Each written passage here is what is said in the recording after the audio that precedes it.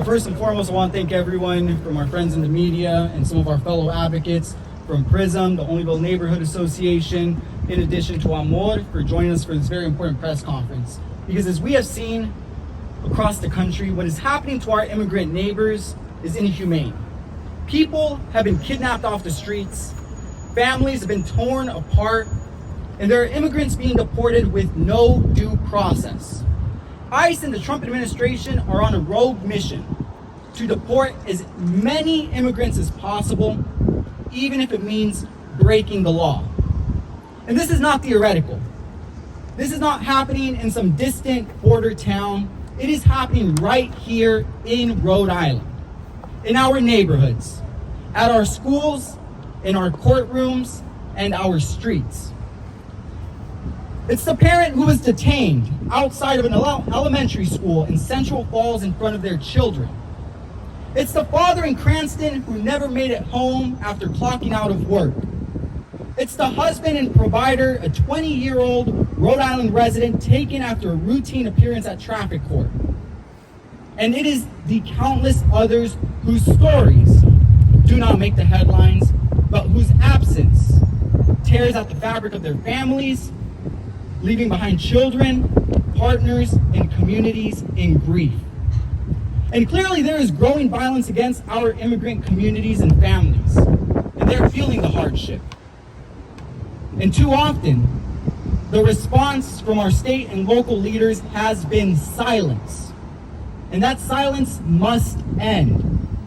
Just the other day, I received a call from a neighbor who was driving to work on Chalkstone Avenue and saw several unmarked SUVs with tinted windows parked right in front of our local middle school. And sure enough, when I arrived, I saw armed men with plain clothing in the parking lot during student drop-off hours. That is the image I was met with in front of Nathanael Greene Middle School on Wednesday morning. When I approached them, I was told that they were Rhode Island State Police working with the U.S. Marshals Violent Refugee Task Force, and that they were just using the school parking lot to coordinate for the day. Now, it's important to note that since January 2022 of this year, U.S. Marshals and their task forces have been authorized to enforce immigration raids and enforcement. So let me be absolutely clear. What we are seeing right now is not normal, it is not okay, and it is not what public safety looks like. Because this is not a movie. These are our neighborhoods, these are our schools, they are our families. To use unmarked vehicles and unidentified officers near children without community notice, without transparency, and without any understanding of the trauma that this creates is reckless, dehumanizing, and just plain dangerous. Rhode Island cannot claim to be a safe and welcoming state while allowing state law enforcement to pull up into our neighborhoods with unmarked cars alongside a federal task force who has a record of enforcing immigration law. And so that is why today I am announcing that I am filing a Freedom of Information Act request with Immigration and Customs Enforcement. And this is not symbolic. It is a lawful demand for answers. Because I am tired of seeing images such as this one within the urban core of our state, where neighbors have to frequently ask, what is happening? Unmarked vehicles are pulling up. Men that are armed with masks and unidentified clothing are knocking on doors in predominantly Latino neighborhoods. So in the request, we are seeking documentation about the scope of immigration enforcement actions in our state. We are requesting documentation of any legal orders or authorizations that permit these detentions, a list of individuals recently or currently in custody, and a record of whether they had access to legal counsel. And we are doing this because transparency is not an option. Rhode Islanders deserve to know when immigration enforcement is happening, how it's being carried out, and who among us has been impacted. Because I want to reiterate, many of the detainments that have happened in our city and across our state have gone unreported. These are not stories that make the headlines in our local paper. What they become instead are live streams on Facebook, where we have community members freaking out as to why there are unmarked vehicles near their schools, near their neighborhoods, why they are seeing their neighbors being detained. And so as I file this request, I am proud to stand with our immigrant community, with our organizations that are often on the ground whenever there are sightings of ICE, such as AMOR, the Onlyville Neighborhood Association, PRISM. These are the advocates that are responding immediately once they have been notified that ICE is within the area. But again, we are then met with silence from state and local leaders after the fact. Because I believe that a request for information and transparency should be the job of the Providence mayor. It should be the job of our governor. But since they have refused to act, I will. And after filing the FOIA request, I will be delivering a letter to the governor's office urging that he prohibit the use of unmarked vehicles by state police. Because during these times of terror, the last thing we need is further confusion and actions that mirror those of ICE. And I say all this because we are not going to protect our immigrant neighbors by hiding and remaining silent. This moment requires the courage to speak out with conviction and with the purpose of protecting our immigrant neighbors. Our values and love for our neighbors and for justice in our communities are worth fighting for. So I want to thank everyone for their time today, for the community advocates that are continuing to do the work to ensure that anytime ICE is detected in any neighborhood, that neighbors have immediate notifications, because together we will stop any raids from happening in our communities. And so I will keep us all updated on the status of the FOIA request and what we receive back from the federal government. I will keep us all informed as to how the governor responds as we urge him to stop allowing state law enforcement to use unmarked vehicles. And with that, I want to hand it off to a really good colleague of mine within the city of Providence, the City Council of Providence, Miguel Sanchez, who has been on the front lines fighting this issue locally and has more to share as to what the city is doing. Thank you, Reverend Alice. Thank you so much for everyone that's here to highlight these very important announcements. Buenas tardes. Ahorita voy a hablar un poquito en español. So I'm here as a city councilor, obviously, to support these two request demands by Rep. Morales and our state partners. Obviously, a big shout out to the orgs that are on the ground fighting this fight every single day. I agree with Rep. Morales. So us as local elected officials, we need to step up and do more. So these two demands are definitely steps in the right direction. A few of us on the city council are still exploring the possibility of making a similar request to the mayor and the police chief regarding unmarked vehicles. Right now, we should leave absolutely no space or oxygen for confusion, for these types of terror actions that we're seeing by our federal agents, ICE. And we also want to highlight some of the other work that we're doing at the local level. The city of Providence has partnered with Dorcas to provide a 24/7 hotline related to immigration legal questions. So that number is out there provided. I could definitely provide it if anyone needs it.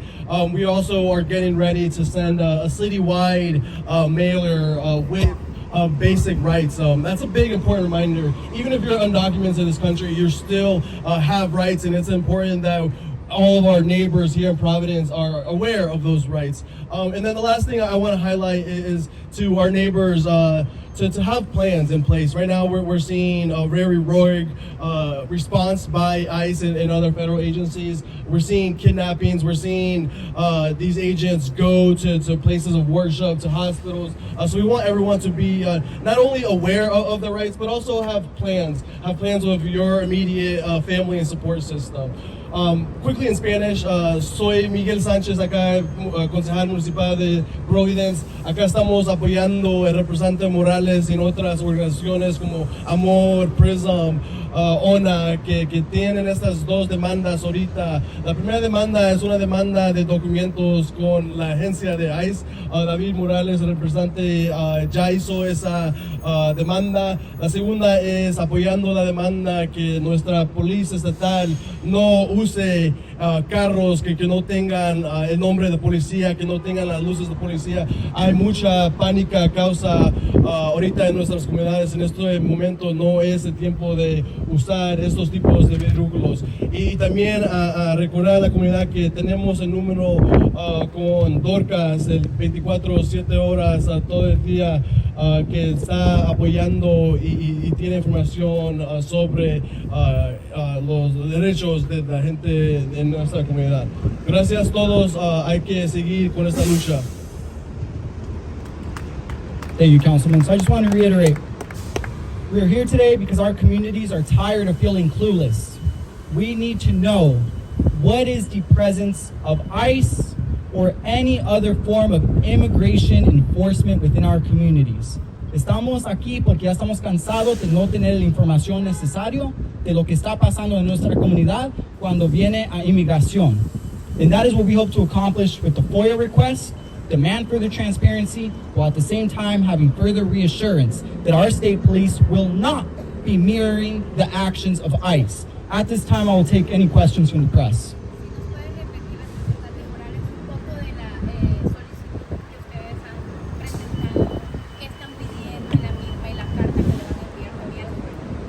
Entonces, estoy mandando un formulario directamente al gobierno federal pidiéndoles información sobre qué ha pasado aquí en nuestro estado de Rhode Island sobre inmigración.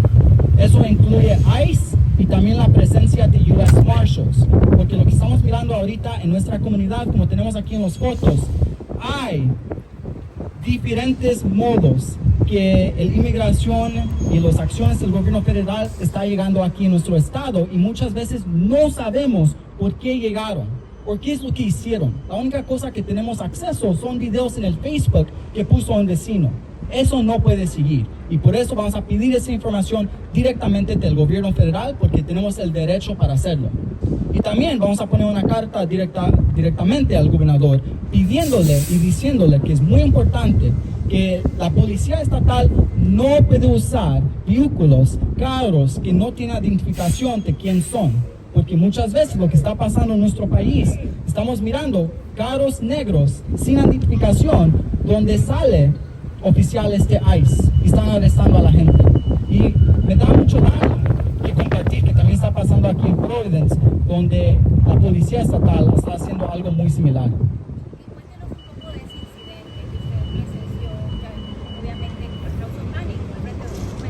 Sí, entonces esto pasó el miércoles en frente de la escuela de Nathanael Greene en Providence. Yo agarré llamadas de vecinos a las 7:30 de la mañana cuando los padres estaban dejando a sus hijos y me dijeron que miraron muchos carros negros sin identificación y que saliendo había lo que se mirara como la policía o ICE. Entonces luego yo llegué a las 7:45 y uno de los primeros fotos que tomé era una foto de un US Marshal. Y yo hablé directamente con el quien dijo que era el supervisor ese día. Y le dije, ¿qué están haciendo aquí afuera de la escuela? ¿Por qué están aquí? Y me seguían diciendo, nosotros no somos ICE. Más la cosa importante que recordarnos es que los US Marshals por Trump ya tienen la oportunidad de hacer las mismas acciones que ICE.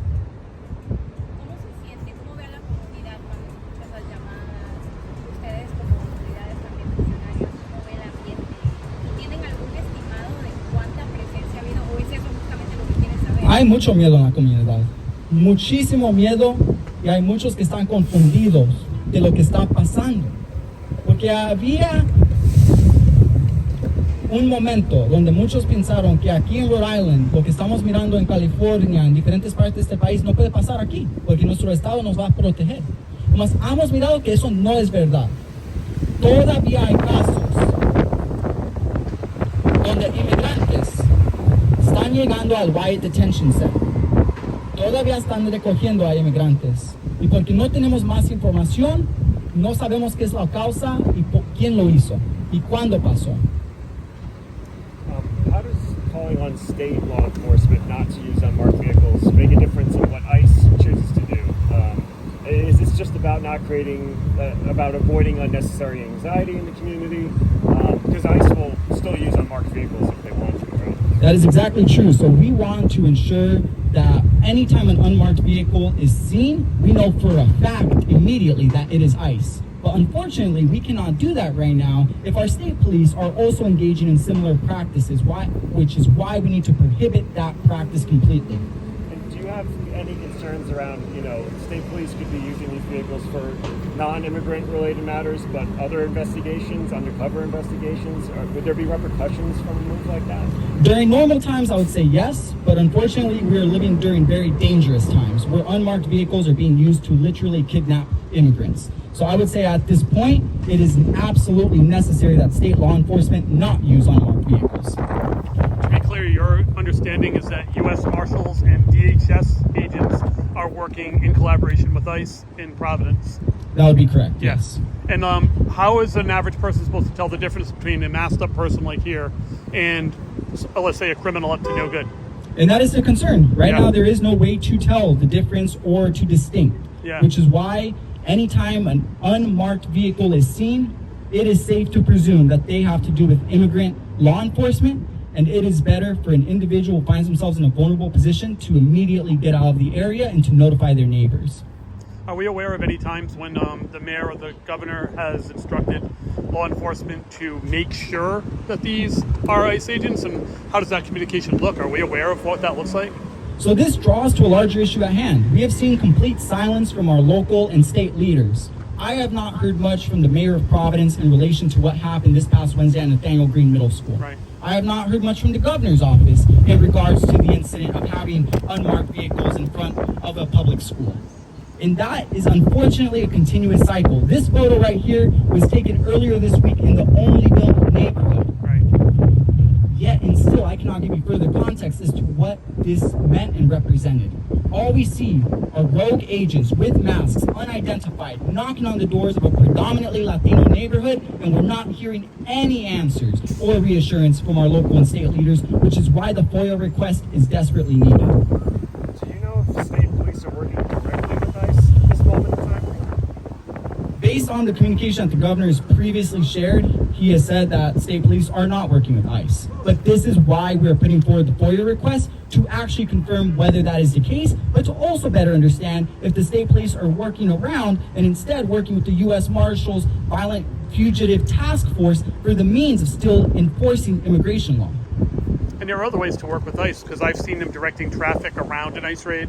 I've seen them securing a hospital when a man was leaving with ICE and making sure that people would not be able to protest around there. So they are, in fact, at least guarding ICE, if not actually actively working with them. I agree. I think we're at a point right now where our state and local leaders have enabled ICE to be able to come in, and given that lack of pushback, we're putting forward this FOIA request and also making a demand to ensure that no unmarked vehicles are used moving forward, because that will demonstrate real commitment as to whether or not we protect our immigrants here in Rhode Island.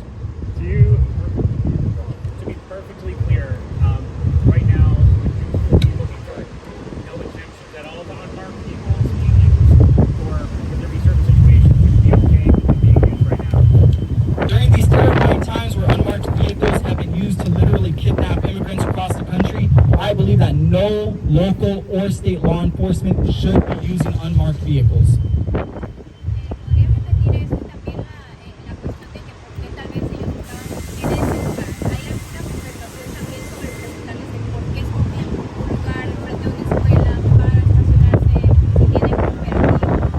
Entonces quiero estar muy claro que yo no creo que la policía estatal o la policía de la ciudad necesita usar carros donde no se puede identificar uno. Eso no se puede dejar.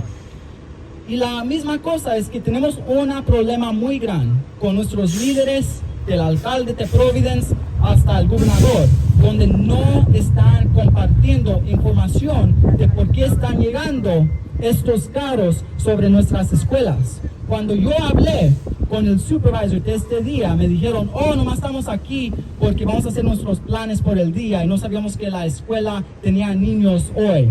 Eso no es una excusa. Ellos saben lo que están haciendo y le hacen mucho miedo a nuestra comunidad y no está bien.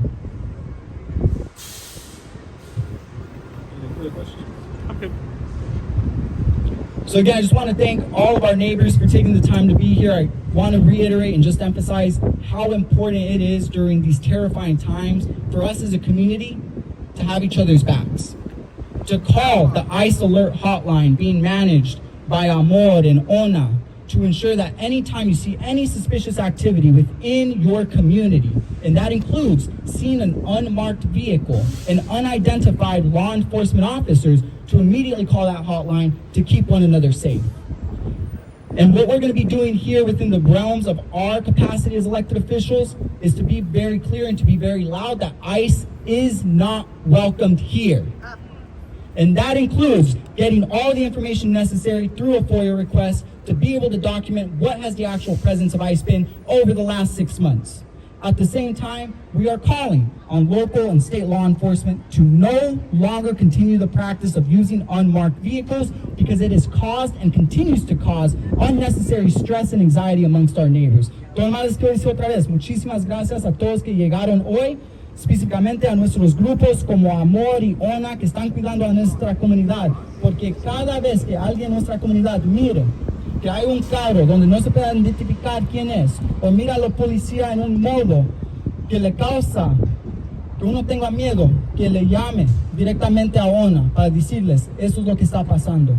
Y como nosotros, como representantes, como miembros de la ciudad en el concejal, vamos a estar aquí para luchar y tener un mensaje muy claro que ICE no está bienvenido en Rhode Island.